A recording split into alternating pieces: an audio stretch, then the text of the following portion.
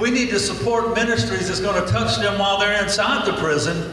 So when they come out the prison and back into our communities, they'll be changed to transform people. And that's the testimony of Interfaith Prison Ministry, because there are many changed to transform people. I wasn't raised in church. I don't recall anyone ever sitting me down and sharing the gospel with me. Made a lot of bad choices. Had me in and out of jail from 18 to 25 years old. And then at 25 years old, I found myself in Jefferson Parish Correctional Facility, facing 35 years in prison. And I began to read the Bible, and I said, God, if you're real, show me. I'll serve you for the rest of my life. And the beautiful thing is that God's Spirit will move us even when we don't know anything about the Word. I wasn't raised in church, didn't know how to pray, didn't know what formula or anything like that, but I do rap. I rapped since I was 15 years old. At this time, I was 25 years old, so I knew how to put my thoughts on paper. So I began to write letters to God. I still have those letters. In these letters, I was pleading with God, saying, God, I know I'm not right. I am messed up. But I don't want to live like this anymore. Change me, forgive me. I was in prison before I was ever in prison. One thing that made me want to be a part of this prison ministry was that they never sugarcoated the word. They never twisted the word.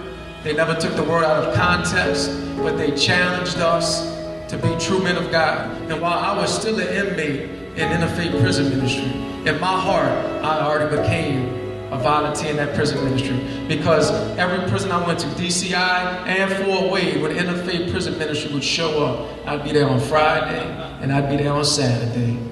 And when I got out, I stayed connected. My testimony is, I once was lost, now I'm found. I was in chains as a slave to sin, but now I'm a slave to righteousness, and now I'm free from sin and the curse that comes along with breaking the law. Interfaith Prison Ministry is probably the most dynamic ministry I've ever been a part of. They all have a passion for Christ. Not only do they have the passion for Christ, but they have the passion for the ones behind the walls. You need to understand the power of this ministry, because it prepares families to be able to prepare their family to know Christ. Not that many people want to help people who've been in prison. And you have to realize that one day we're going to come home. One day we're going to come home back into your neighborhood. You understand? And if our life isn't right, if we haven't heard the gospel, then I come back out in the street, so I go right back into the things I was doing.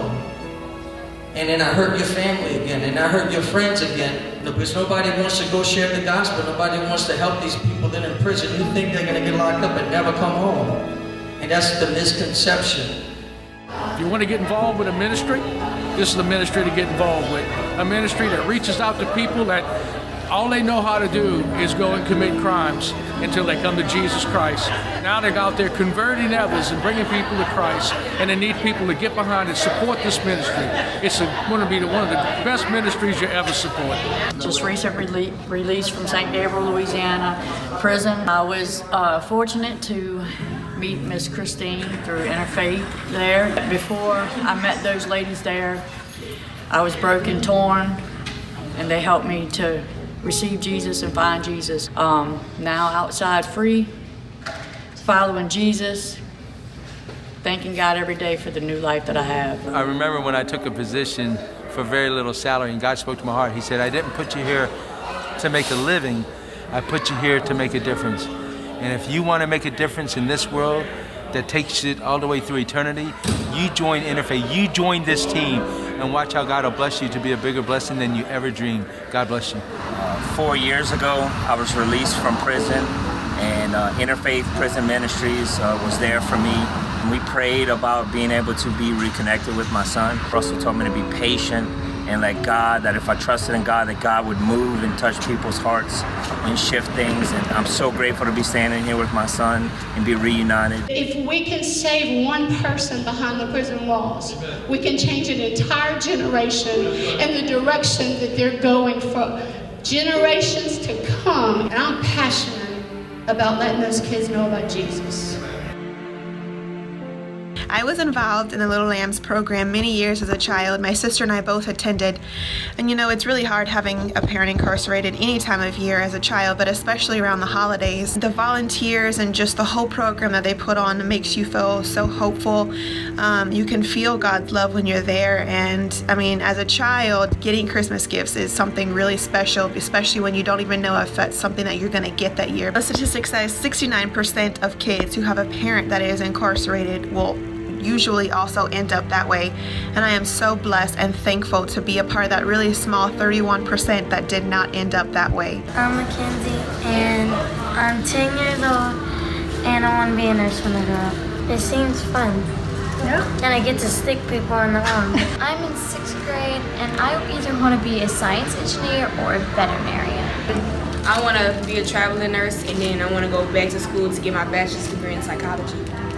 Whenever I graduate, I want to be an athletic trainer for high school athletes. My name is Blaze. I'm 8, and I'm going to 4th grade. I want to be a doctor. I want to be a chef when I grow up because my grandma teach me how to cook. A marine biologist, a chemist. I want to help find cures and stuff. I want to be a lawyer. I want to be in the service. A doctor. I want to be a police. I'm 10 years old and I'm going to 5th grade. When I graduate, I want to be a veterinarian and a doctor. A cop. I'm 10 years old and I'm going to 4th grade.